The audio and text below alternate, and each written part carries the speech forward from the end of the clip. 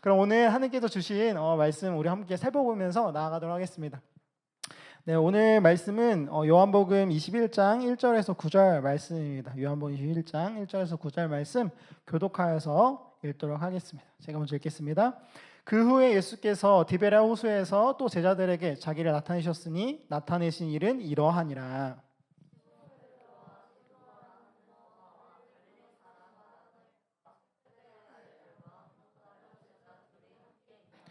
시몬 베드로가 나는 물고기 잡으러 가노라 하니 그들이 우리도 함께 가겠다 하고 나가서 배에 올랐으나 그날 밤에 아무것도 잡지 못하였더니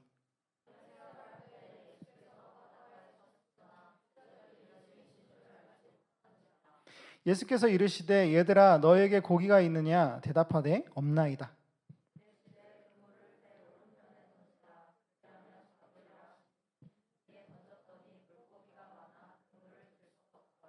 예수께서 사랑하시는 그 제자가 베드로에게 이르되 주님이시라 하니 시몬 베드로가 벗고 있다가 주님이라 하는 말을 듣고 겉옷을 두른 후에 바다로 뛰어내리더라.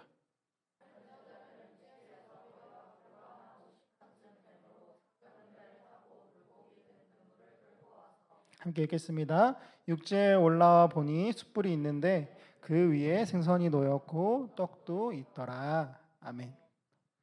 자, 여러분 어떤 한 사람이 있었습니다. 여러분 한 사람이 있었습니다.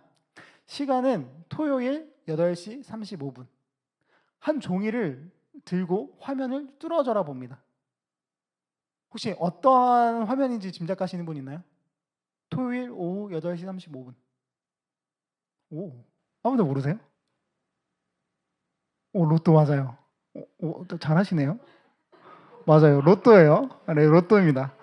기다려보신 경험이 있으신, 좋아요. 아무튼 말씀해주신 대로 바로 로또의 추첨 날입니다. 바로 어제이겠죠. 첫 번째 자리, 예를 들어서 23번, 두 번째 자리 34번, 세 번째 자리 17번. 지금까지 다 맞았다고 생각해 봅시다. 그럼 마음이 어때요? 약간 아직까지는 좀 애매하긴 하지만 기대돼요. 지금 세 자리 맞았어요. 네 번째 자리 27번 맞았어요. 다섯 번째 자리 51번. 지금 다 맞았어요. 한 개만 더 맞으면 여섯 번째 18번. 그러면 어떻게 될 것 같아요? 다 맞았어요. 그럼 어떨 것 같아요? 그렇죠? 이제 회사 물론 사람들마다 다르겠지만 당장 때려치진 않더라도 좀 약간 당당하게 다녀도 될 것 같아요. 옛날에는 로또 되면 회사를 때려친다 어쩐다 그 이야기가 있었는데 요즘에는 로또 당첨돼도 제가 이제 최근에 이제 들었는데 할 게 물론 이제 하고자 하면 할 게 많은데 들어보니까 할 게 없다라고 하더라고요. 근데 이제 여기 분당에 사셔서 그런지는 모르겠는데 대전에서 할 게 많을 것 같긴 한데 모르겠어요. 아무튼 그래서 회사 좀 당당하게 다닐 것 같아요. 진짜 막 속으로 소리 지르고 막 신나고 상상의 나래로 막 펼칩니다. 집을 살까? 차를 살까? K5 정도는 사도 되지 않나? 왜냐면 제가 K5를 그냥 제가 좋아해서 그렇습니다. 그리고 이번 휴가는 여름 휴가는 영국이다. 이것도 왜 영국이냐면 그냥 동생이 한번 가보라 해서 영국 한번 넘었습니다. 그리고 또 생각해요. 몇 억은 여기에 쓰고 몇 억은 투자하고 몇 억은 부모님 드리고 그러다가 어쨌든 잘 간직해야 되니까 지갑에 잘 넣어두려고 합니다. 그런데 지갑을 열어보니까 종이가 한 개가 더 있는 거예요. 종이 한 개 더 있는 거예요. 내가 두 개를 샀던가? 근데 아니거든요. 이 사람은 일주일에 로또를 하나씩만 사는 사람이에요. 그러니까 말도 안 되는 우연이지만 지금 들고 있는 종이는 지난 회차에 찍었다. 그런 번호였다. 아주 끔찍하죠? 이런 우연도 우연일 수가 없는데 이것을 틀릴 확률까지. 한마디로 휴지 조각이 된 겁니다. 순간 많은 허탈감과 아쉬움이 몰려올 거예요. 세웠던 계획도 다 물거품이 되겠죠. 상실감, 공허감. 그것도 어쩌면 그래 심하지는 않을 수 있어요. 근데 이렇게 하더라도 왜냐하면 우리가 지금 상실감을 느꼈긴 했지만 좀 너무 아쉽다고 생각했지만 이것은 사실 우리가 상상하기도 힘든 꿈의 이야기에 가깝거든요. 로또는 정말 당첨되기가 쉽지 않은 일이잖아요. 그래서 나의 삶과는 좀 동떨어진 이야기일 수가 있어요. 그런데 이런 것이 아니더라도 우리는 우리의 삶 가운데 꽤 많은 순간 상실과 공허감 이런 것들을 경험합니다. 어쩌면 이런 것과 지금 로또를 잃어버린 것과 거의 이것도 굉장히 근데 사실 당첨됐다 그러면 너무 상실감이 크긴 하겠지만 어떻게 보면 더 때로 그 더 아픈 상실감들, 실패들 내가 기대하고 바래왔던 것들이 한순간에 무너지고 뜻대로 안 되고 실패할 때가 있습니다. 원하는 시험에서 좋은 결과를 얻지 못하고 일터에서는 부당한 대우를 받고 사랑하는 누군가의 이별, 상실, 최소한 친구와의 배신, 심지어는 더 나아가서 상실감을 넘어서 배신감을 넘어서 무력감과 절망감까지 내가 무언가를 더 할 수도 없는 그런 우울에 빠지기도 합니다. 한없이 어둠에 내려갑니다. 그럴 때 우리는 어떤 생각을 하게 될까요? 여러분들은 어떤 생각을 하게 될 것 같으세요? 어떻게 그 시간들을 견디고 버티고 흘려보낼 수가 있을까요? 우리에게 있어서 믿었던 무언가가 사라지는 것은, 의미 없게 되는 것은 사실 정말 쉽지 않은 일입니다. 그리고 그 일은 당연하게도 오래전 사람들에게도 2000여 년 전에 어떤 호숫가에 있던 사람들에게도 벌어졌다고 합니다. 바로 오늘 우리가 본문에 읽었던 제자들입니다. 오늘 본문 속의 제자들은 도대체 무엇을 잃었던 걸까? 네, 우리가 알다시피 지난 주일에 우리가 함께 살펴보았던 말씀처럼 그들은 그들의 스승이신 예수 그리스도를 잃었습니다. 어느 날 밤 끌려가신 예수님은 고통과 그리고 모욕을 당하시고 십자가에 달려 돌아가셨죠. 그런데 이 일은 제자들에게 단지 자기들이 모시던 스승이 돌아간 것이 아니었습니다. 제자들은 예수를 곁에서 보고 따르면서 그분을 메시아라고 생각했기 때문입니다. 근데 메시아? 그런데 이 메시아라는 거 우리가 알고 있지만 지금 우리가 떠올리는 이 메시아와 예수 그리스도의 이미지와는 좀 다릅니다. 우리가 떠올리는 이미지는 뭐냐면 우리를 위해서 고난을 당하고 고통을 당하고 십자가에 달려서 우리의 죄를 대신 지신 분. 그래서 우리는 메시아를 구원자라고 알고 있어요. 그렇게 알고 있는데, 그런데 이 구원자라는 의미가 당시에는 어떻게 쓰였냐면 유대인들이 믿었던 강한 왕으로서의 이미지입니다. 로마의 압제에서 나를 구원해 줄 왕, 썩어 빠진 권위주의와 율법주의에 빠진 종교 지도자들을 벌하고 낮은 자들을 위해 싸워줄 왕, 그런 의미로서의 구원자였습니다. 그래서 어떻게 보면 개념이 좀 다른 거죠. 그래서 예수님은 몇 번이나 자기가 이 십자가에서 죽을 것을 말씀하셨음에도 제자들은 도통 깨닫지 못했습니다. 심지어 예수님이 잡혀가시던 그날 저녁까지 그들은 자기들 사이에서 누가 더 큰지, 누가 더 높은 자리에 앉고 예수님이 왕이 되면 누가 더 큰 권력을 가질지 다투고 있었다고 하니까요. 곧 왕이 되실 예수님을 상상하면서 자기의 인생 플랜을 세워두고 높은 자리에 앉을 이제 탄탄대로를 걸을 자신들의 모습을 상상했을지도 모르겠습니다. 그러나 바로 그날 새벽에 예수님은 잡혀가셔서 우리가 보았듯이 십자가에 박히셨습니다.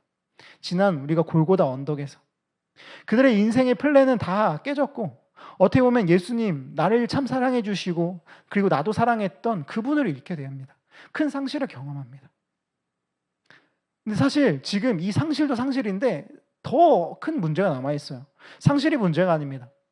예수님이 지금 죽은 것이 신성모독으로 죽었다면 그것은 예수님의 가르침을 따르던 자기들에게도 해당되는 것이기 때문에 지금 자기들도 목숨이 위험한 상태입니다. 제자들은 자신들이 예수님을 배신하지 않을 거라고, 절대 배신하지 않을 거라고 생각했지만 군사들이 예수님을 잡으러 오자 성경은 제자들의 모습을 이렇게 표현합니다. 제자들이 다 예수를 버리고 도망가니라. 예수님을 버렸대요. 그리고 베드로는 예수님의 예언대로 우리가 알다시피 3번이나 부인한 그런 사람입니다. 제자들의 상실, 공허함, 그리고 거기에 더해지는 자기의 이런 모습에 대한 부끄러움, 죄책감들, 목숨을 부지하고자 내가 지금까지 어떻게 보면 오랜 시간 따랐던 예수님을, 나의 왕이었고 나의 선생이라고 고백했던 그분을 팔아야 했던 그 수치감. 다시 오늘의 본문으로 돌아와서 혹시 누군가는 이렇게 물어볼지도 모르겠습니다. 그런데 예수님은 결국에 부활하셨지 않나요? 그럼 괜찮지 않을까요? 맞습니다. 예수님은 부활하셨습니다. 우리는 이미 그 사실을 알고 제자들에게도 찾아오셨다는 것을 우리는 압니다. 그런데 여러분, 우리가 일단은 거기까지 안다고 생각해 봅시다. 예수님께서 부활하셨고 그들께까지 찾아오신다는 것을 알았다고 생각해 봅시다. 그런데 여러분 생각해 보세요. 제자들이 그런 바로 찾아오신 예수님을 만났을 때 한순간에 괜찮아질 수 있을까요? 물론 괜찮아질 수 있다라고도 생각할 수 있습니다.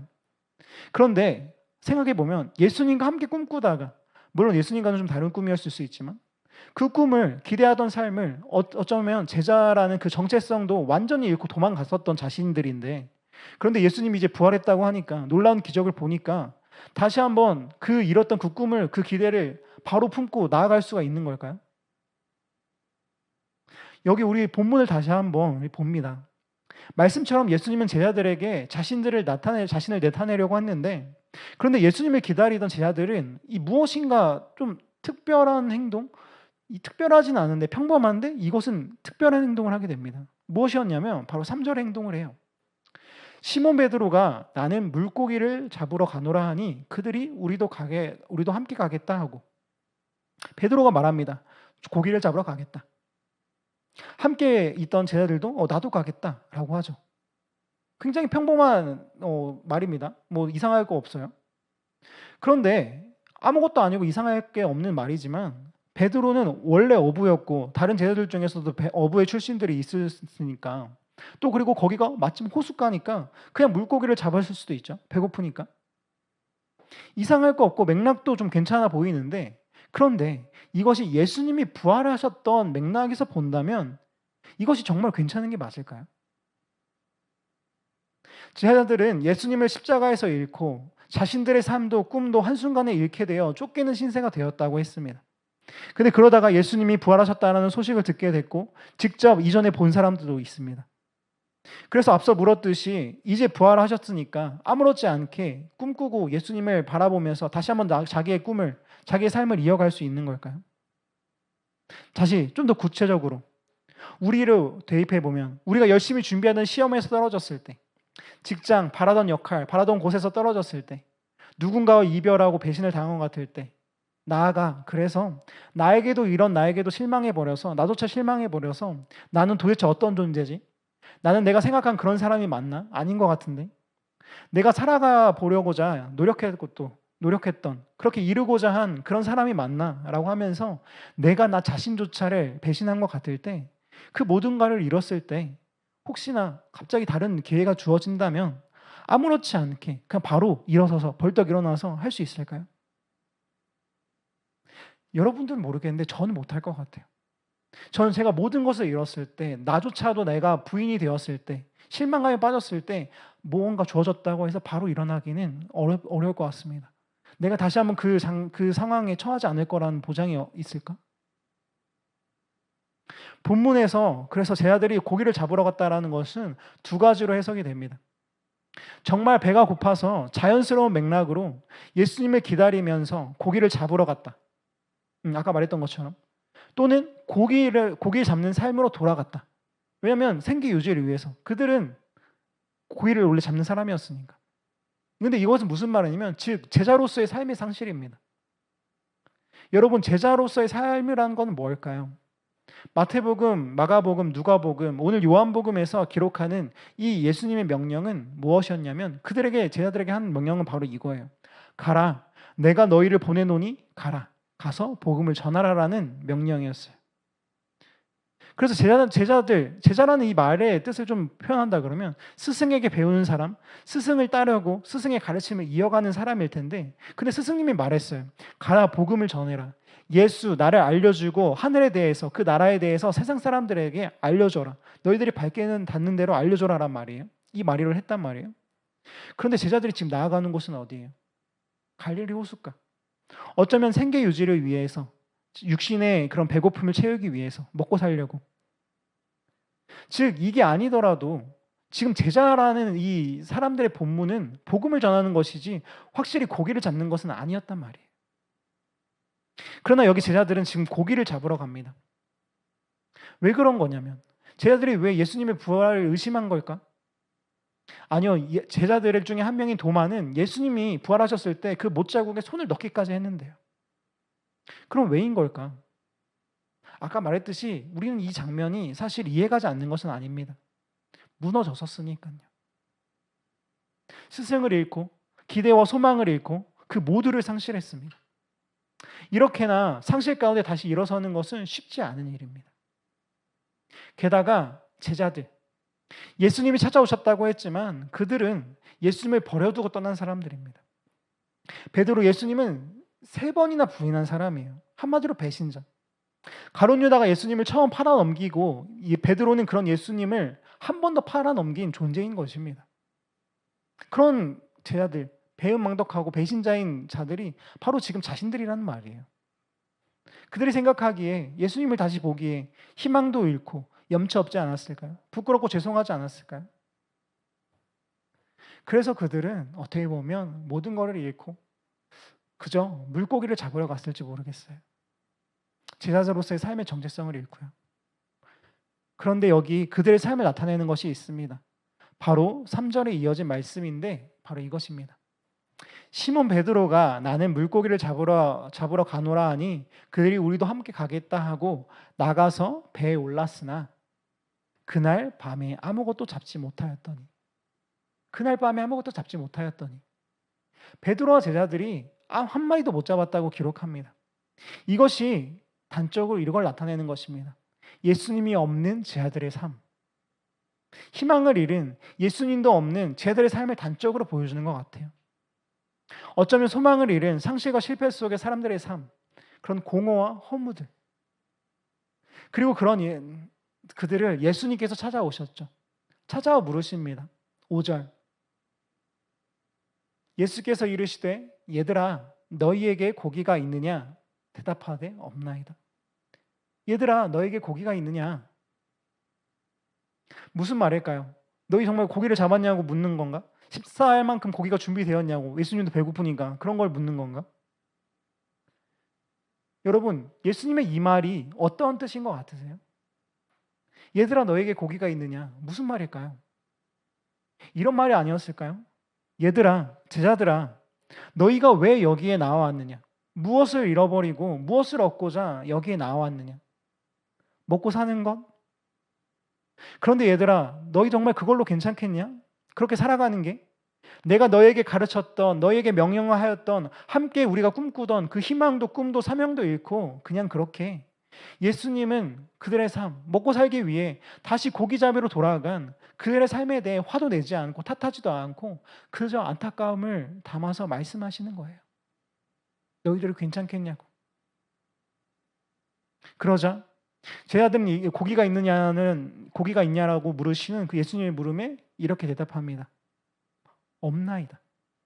아무것도 없습니다. 제자들도 대답하면서도 몰랐을 수 있지만 이것이 바로 그들의 현실을 나타내는 것이었습니다. 아무것도 없는 것, 밤새 수고했지만 아무것도 얻지 못하는 것. 우리를 돌아봅니다, 여러분. 우리는 어떤가요? 여러분, 우리 진짜 청년으로서 열심히 살잖아요. 하루 일주일 너무 바쁘게 살고 진짜 공부하느라고 일하느라고 그리고 뭐 개개인적으로 또 준비하고 있는 거라고 이거 하면서 정말 바쁘게 살아요. 요즘에 청년 살기 정말 힘들다고 해요. 학생은 공부하느라 알바하느라 미래를 또 설계하느라 직장에 들어가도 적응하고 일하고 사회생활하느라 그것뿐만 아니라 삶 외에도 우리에게는 자꾸 나도 모르는 예상하지 못한 문제가 터져요. 오래 수고했지만 성경의 표현대로 밤새 수고했지만 손을 벌려보니까 어느덧 나의 손을 보니까 아무것도 없는 것 같은 그런 삶 가운데 살아갈 수도 있다는 말이에요. 그리고 어느덧 나 자신도 목표마저도 이런 삶일 수가 있습니다. 사랑하는 여러분, 그때 우리가 무엇을 해야 되냐면요, 바로 다시 한번 그 목적을 회복해야 합니다. 목적? 지금 여기 요한복음 참 요한복음 길고 내용이 많지만 요한복음의 기록 목적이 나오는 구절이 있는데요. 바로 우리가 오늘 읽었던 그 1절 위에 있는 20장 31절 말씀이에요. 함께 읽어보겠습니다. 자, 시작. 오직 이것을 기록함은 너희로 예수께서 하나님의 아들 그리스도이심을 믿게 하려 함이요 또 너희로 믿고 그 이름을 힘입어 생명을 얻게 하려 함이니라. 우리로 하여금 예수님께서 하나님의 아들이자 우리를 구원하신 그리스도이심을 믿게 하려는 것이고 또 우리가 믿고 그 이름을 힘입어 생명을 얻게 하려 합니다. 좀 길지만 한마디로 이것을 한다 그러면 바로 생명이라는 두 단어를 기억했으면 좋겠습니다. 여러분, 예수님께서 하나님의 아들이신 것을 믿으세요? 그렇죠? 우리를 구원하신 그리스도인 것도 믿으시나요? 네. 그런데 지난주에 십자가에 대해서 제가 나눈 것이 있어요. 뭐냐면 십자가는 뭐라고 했냐면 이 십자가는 때때로 어쩌면 거의 대부분의 시간 동안 내가 원치 않은 길을 가는 것이라고 했습니다. 그리고 또 십자가는 눈물과 아픔으로 얼룩진 길이라고 했고 세상의 인정과는 먼 길이라고 했습니다. 예전에 담임 목사님의 표현을 빌린다면 십자가는 죽음으로서의 소원장인 거예요. 정말 그런 것 같아요. 지난 시간 우리가 그리스도의 십자가에 대해서 묵상하면서 느낀 거는 십자가는 마냥 즐겁지 않은 것 같아요. 오히려 죽음으로의 소원장이 맞는 것 같아요. 그런데 오늘 요한복음은 우리의 이 목적에 대해서 무엇이라고 말하냐면 생명이라고 말을 해요. 그러면 누군가 틀린 걸까요? 요한이 틀리던지 아니면 목사님이 틀리던지 아니면 둘 다 뭐 좀 다른 건지 누군가는 틀린 건지 그런 걸까요? 당연히 아니겠죠. 여러분 제가 여기 서서 이야기하는 게 좀 부끄러울 수 있는데 감히 교역자로 여기 설교하는 사람으로 말씀드리기가 좀 그럴 수 있지만 저는 인간된 마음으로요. 예수님의 복음에 십자가만 있었다면 죄송하지만 저는 이 예수님을 이 기독교를 믿지 않았을 것 같습니다. 저번 주에 십자가를 그렇게 가겠다고 결단했으면서 믿지 않을 거라니. 여러분 저는 진짜 고통이 싫어요. 아픈 게 싫어요. 죽음은 더 싫고요. 전 진짜 오래 살고 싶은 사람이에요. 사실 십자가는 정말 그렇습니다. 그저 개념만 본다면 고문 도구에 불과한 거예요. 제가 예전에 아마 물어본 적이 있을 텐데 여러분 십자가 액세서리 있는 분 있으세요? 목걸이나 귀걸이나 팔찌나 뭐 반지? 그런데 죄송한데 여러분들은 지금 몸에 극악한 고문 도구를 갖고 있는 거예요. 현재로 따지면은 뭔가 전기의자, 올가미 이런 것들을 목에 달고 손에 달고 있는 거예요. 물론 십자가만 말한다면 그렇습니다. 그러나 우리는 압니다. 이 십자가가 죽음이 끝이 아니라 십자가는 죽음과 부활이 함께 있어야 된다는 것. 그래야지 완전해집니다. 바로 생명, 아까 말했던 요한복음의 목적, 생명이에요. 주님이 주시겠다고 했던 이 요한복음 20장 31절에서 약속하신 요한복음을 기록한 목적이자 주님이 십자가에 달리시고 부활하신 이유가 바로 우리에게 생명을 주기 위한 것이라는 겁니다. 그렇기에 이 끔찍한 사형도구 십자가가 우리에게 찬란한 생명이 되는 것입니다. 그럼 다시 돌아가서 즉 제자들은 이 십자가를 회복해야 했습니다. 죽음뿐 아니라 부활의 생명을 회복해야 했다라는 거예요. 그런데 다시 또 의문이 생기죠. 그럼 제자들이라고 정말 그 부활을 몰랐을까? 지금 제자들이 부활을 의심하고 있는 거예요? 아니죠. 제자들은 분명히 알긴 알았다라는 거예요. 도마는 지금 못자국에 손도 넣었고 예수님 부활했다는 것을 진짜 믿었어요. 2절에서 말하는 제자들 중에 특별히 앞에 나오는 이 3명의 제자들은 다른 제자들에 비해 이름이 분명하게 나올 뿐만 아니라 예수님과 특별하게 관계를 맺은 사람들이었어요. 그중에 대표적인 사람이 바로 이 베드로죠. 베드로는 예수님의 빈 무덤을 직접 목격한 사람이고 도마는 예수님의 몸을 만져본 사람, 나다니엘은 일찍이 예수님을 하나님의 아들, 이스라엘의 임금으로 고백한 인물인데 예수님이 부활하셨다는 것을 진짜 알고 그걸 믿었겠죠. 그래서요. 우리는 여기서 또 하나의 사실을 발견하게 됩니다. 뭐냐면 우리는 부활을 본 것과 그리고 그 사실을 아는 것은 정말 다르다는 거예요. 즉 다시 한번 말하면 부활을 본 것과 부활을 살아내는 것은 다른 이야기라는 거예요. 여러분 지난주 제가 했던 이 십자가 한번 묵상해 보셨어요? 어떠세요? 나도 걸어가 봐야겠다. 이런 십자가의 길. 세상이 인정받을 수도 없고 그리고 힘들고 눈물 나고 그리고 어떻게 보면 좀 원치 않은 이 길. 가봐야겠다 결정하셨어요? 그 고통을 그 죽음을? 제가 지금 여러분들께 왜 물어보냐면요. 십자가 내 것이 되지 않으면 부활도 내 것이 될 수가 없어요. 죄송한데 여러분 단 한 가지입니다. 우리가 이미 그리스도인이 되었다면 그 외에 다른 길은 없습니다. 그래서 그때 제가 말씀드렸잖아요. 선택하라고. 십자가가 내 것이 되지 않으면 부활도 내 것이 될 수 없어요. 십자가를 살지 않으면 부활을 살아낼 수가 없어요. 제 아들 맞습니다. 예수님을 위해 모든 것을 감수하겠다고 절대 버리지 않겠다고 했지만 버리고 도망간 사람들이고 부인한 사람입니다. 또 우리? 죄송하지만 다른 것 같지 않아요. 도망갑니다. 저도 도망갈 것 같아요. 예수님이 잡히시던 십자가 앞에서도 도망갔는데 이제 부활에서도 도망갑니다. 그냥 할 수 있는 것을 하는 먹고 살기 위해 그저 자기가 원래 했던 그 고기잡이로 돌아가는 삶. 죄송하니까 부끄러우니까 남들의 시선이 두려우니까 나는 못할 것 같고 어려우니까. 수많은 핑계들, 정말 그런 핑계들이 있어요. 이유가 다 있죠. 근데 왜 제가 지금 이 핑계라는 표현을 쓰냐면요. 듣기 거북할 수가 있지만 죄송하지만 팀 켈러 목사님이 어느 설교에서 이런 말씀을 하신 적이 있습니다. 인간에게는 고통이 있고 아픔이 있을 수 있다. 그렇게 버림을 받은 것 같은 때가 있다. 그런데 예수님은 십자가에서 모든 존재로부터 아버지 하나님께로부터 버림을 받았다. 그래서 인간은 버림을 받았다고 생각했지만 그 순간에도 예수님은 십자가의 사랑으로 우리를 덮었고 사실 인간은 버림받은 느낌만 가질 뿐이다. 죄송하지만 여러분 우리는 버림을 받은 적이 한 번도 없어요. 버림받은 느낌만을 가질 뿐이죠. 우리는 우리의 무너진 현실에서 기대와 소망이 무너져 버린 현실에서 멀리 도망가거나 회피하거나 상실에 빠져 있을 수 있습니다. 그것은 우리에겐 진짜 실제로 다가와요. 현실로서 실제로 다가와요. 그런데 어쩌면 그것이 느낌이라는 겁니다. 예수님은 한 번도 여러분들을 포기한 적이 없고 예수님은 늘 항상 여러분들을 지켜오셨고 그 십자가 아래에서 죽음뿐만 아니라 생명으로 여러분들과 함께 하신다는 거예요. 그래서 우리 상실에 너무 사로잡혀 있지 않기 원합니다. 왜냐하면요. 오늘 말씀했듯이 예수님이 찾아오실 거거든요. 베드로가 그리고 제자들이 물고기를 잡으러 나갔을 때 한 마리도 잡지 못했습니다. 그런데 그때 누군가 호숫가에서 말합니다. 그물을 오른편에 던지라. 그래서 어떻게 됐을까요? 물고기들이 엄청 잡히는 거예요. 근데 여러분 혹시 우리 이 복음서를 많이 보신 분이라면 이 장면 이전에 어떤 장면이 떠오르지 않나요? 누가복음에 보면 이런 이야기가 나옵니다. 말씀을 마치시고 시몬에게 이르시되 깊은 데로 가서 그물을 내려 고기를 잡으라. 시몬이 대답하여 이르되 선생님 우리들이 밤이 새도록 수고하였을 때 잡은 것이 없지만은 말씀에 의지하여 내가 그물을 내리이다 하고 그렇게 하니 고기를 잡은 것이 심이 많아 그물이 찢어지는지라. 이 이야기 지금 이거랑 비슷해 보이는데 이때 상황을 다른 본문에서 나오는 걸까요? 누가복음에서 말하는 걸까요?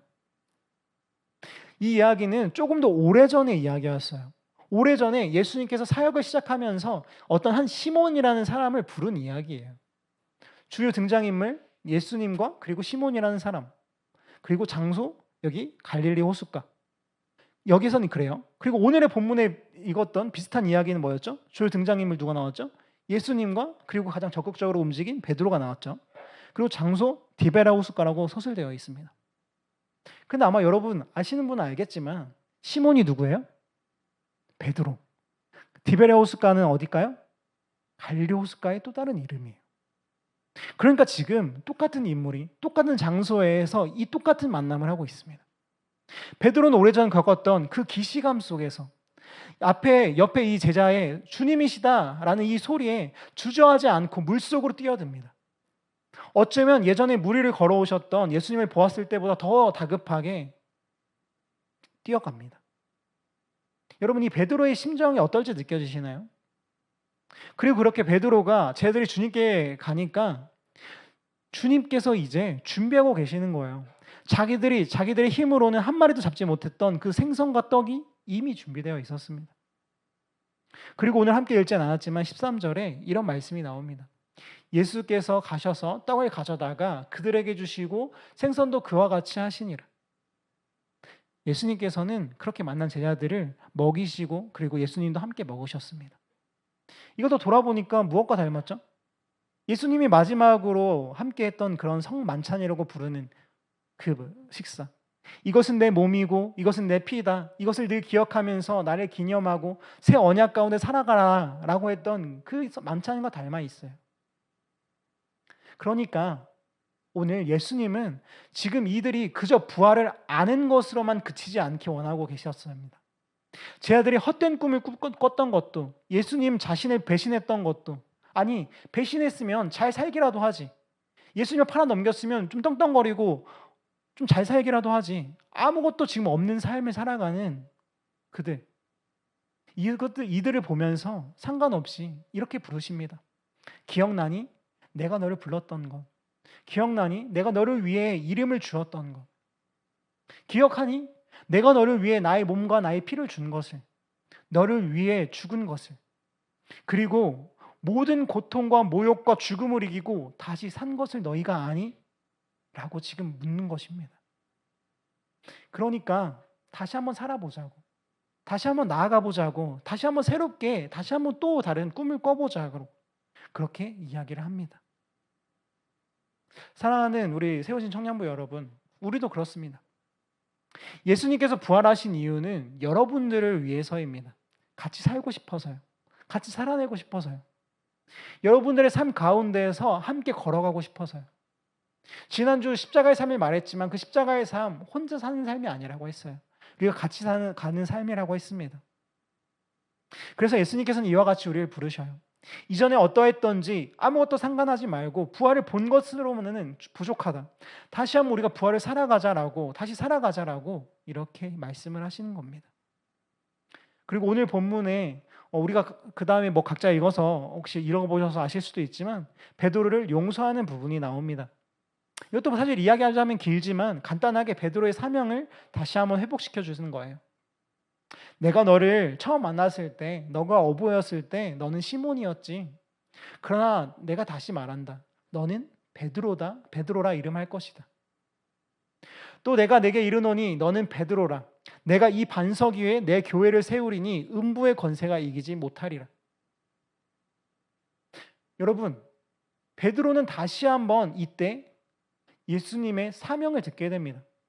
내 양을 먹이라, 복음을 전하라, 교회를 세우리라. 이것이 오늘 내가 너에게 맡긴 나의 사명이다. 그러니까 고기 잡는 어부 말고 사람을 낚는 어부 하자. 다시 일어나자. 다시 살아가자. 다시 한번 이 부활을 살자라고 말씀해 주셨습니다. 여러분, 이제 말씀을 맺어보려고 합니다. 여러분, 우리가 잃어버린 것들 삶에서 참 많겠지만 그것들은 우리에게 어떤 의미였습니까? 여러분, 좌절된 기대가 혹시 있나요? 무너진 소망이 있나요? 그것에 얽매여서 여전히 혹시 어둠 속을 헤매고 계시는 분은 없나요? 저도 부끄럽지만 그런 부분이 있습니다. 아니, 사실 부끄럽다고 표현하기에도 여러분들도 짐작할 거예요. 저도 상실감, 실패감, 많은 것들 가운데 무너져 있는 삶이 있습니다. 그런데 여러분, 더 슬픈 건 뭐냐면요, 내가 어둠에 있다는 것도 모르는 것, 상실이, 이 어둠이 너무나 익숙해서 이것이 어떻게 보면 나의 그냥 일상이 돼버린 건 아닐까요? 그러나 여러분, 오늘 예수님께서 이미 그 어둠을 지나 빛 속에 거하십니다. 빛으로 찾아오셨습니다. 그 모든 죄를, 배신을, 십자가의 죽음을 뒤로하고 이기셔서 부활하셨습니다. 그리고 여기 제자들을 찾아오셨듯이 우리를 찾아주실 것입니다. 예수님께서 다시 한번 여러분들의 생명을, 삶을 다시 한번 인도하실 겁니다. 그 소망을 찾아주실 겁니다. 물론 저는 압니다. 지금 나는 아닌 것 같은데, 이 말씀이 와닿지 않은 것 같은데, 나는 괜찮은데 라고 생각할 수 있습니다. 그러나 참 다행인 일이지만, 그래서 여러분들께 부탁하는 것은 바로 이거예요. 여러분들이 살아가면서, 앞으로 내가 이 2025년 그리고 평생을 살아가면서 언젠가는 분명히 그럴 때가 올 것인데, 내가 기대했던 모든 것들이 사라지고, 내가 소망했던 모든 것들이 사라지고, 내가 정말 바라고 기대했던 모든 것들이 사라지는 때가 언젠가 올 텐데, 그때 어둠에 너무 빠지기 전에 그때 빛 대신 예수님을 한번 생각해 보라는 거예요. 나를 위해서 죽으셨던 분, 그리고 다시 사신 분, 나를 위해 이 만찬을 차려주시는 분, 모든 걸 다 잃어도 여러분, 예수님께서 나를 사랑하신다라는 그거 하나만 기억한다면 우리가 이 삶을 살아갈 수 있지 않을까요? 우리가 이 희망을 좀 볼 수 있지 않을까요? 여러분, 오늘의 이 이야기가 여러분들에게, 그리고 저에게도 사실은 어떻게 보면 추상적으로 느껴질 수도 있는 거 압니다. 어떻게 빛으로 살아가는 거지? 어떻게 생명으로 살아가는 거지? 근데 여러분, 제가 오늘 한 가지만 이야기한다면요, 무엇을 기억했으면 좋겠냐면요, 여러분들을 결코 혼자 두지 않고 그냥 우리가 살아갈 때 예수님께서 나를 사랑하신다는 건 그거 한 가지를 가지고 살아가 보자라는 거예요. 그렇게 될 때 내가 모든 것을 잃고 지금 나의 손을 보니까 모든 것을 잃은 것 같을 때 예수님께서 나를 먹여주실 거라는 것, 그것을 제가 여러분들에게 확신으로 알려드리고 싶어요. 사랑하는 여러분, 이제 우리 아무 소망 없는 호숫가는 이제 그만 나가십시오. 그리고 다시 한번 기억하기 원합니다. 예수님과 함께 꿈을 꿨던 그때로, 기뻤던 그때로, 주님이 이름을 불러주시고 다시 한번 새 소망을 받았던 그때로, 그렇게 이제 다시 풍성한 떡과 생선과 잔을 우리에게 베푸시는 주님께로 나아가서 함께 교제하기 원합니다. 생명으로 나아가기 원합니다. 우리 지난 동안 우리 믿음의 산을 오르라 많이 했지만 이것으로 저는 오늘 이 믿음의 산을 오르라 시리즈를 마치려고 해요. 그런데 오늘 어땠어요? 다시 한번 보니까 이 베드로의 삶이 시작이 됐어요. 마지막 이야기인데 시작이 됐단 말이에요. 시몬 베드로가 다시 그 호숫가에서 예수님을 만나서 지난 팔복산과 변화산과 골고다를 되새기면서 새로운 시작을 하듯, 그렇게 베드로라는 이 사람의 인생이 제자 베드로에서 이제 사도 베드로가 다시 쓰이듯이 우리의 새로운 시작이, 한 해가 이렇게 시작되었으면 좋겠습니다. 아멘. 여러분들 하나님께서 함께 하실 거고 예수님이 함께 하실 것을 믿습니다.